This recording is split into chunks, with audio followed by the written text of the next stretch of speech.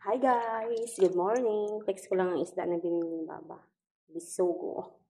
Ito yung madalas nilang bilihin. Pag yung anak niya bibili. Ito kadami. Para daw sa aming mga katulong at driver. Alam niyo ginagawa ko dito minsan. Diba yung iba, prito namin.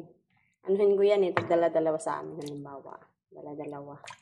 Yung pinarito. Ilan lang kami dito? Sa taas, 2, 4, 6, mga 6 na naman kami dito.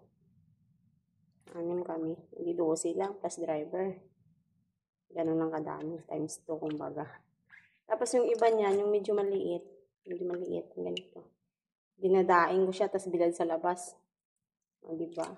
Pag gusto namin minsan mag-ulam ng isda, pag gabi, isda kami maulam. Dinadaing ko siya.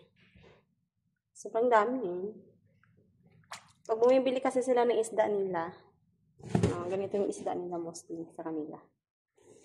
Sinasabay nila yung katulong pero ibang isda. Pero minsan naman, pag di nila naubos, di yung tira sa amin din. Pero talaga nung bumibili sila, kung hindi hasa-hasa, ganito, kung hindi man ganito yung yung ibang klaseng isda yun. Parang maya-maya na maliit. Yan yung binibili nila.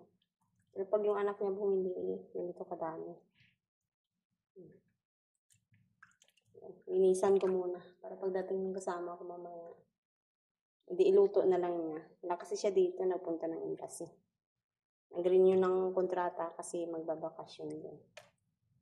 So, maglinis muna ako. At mag-aalas 10 na.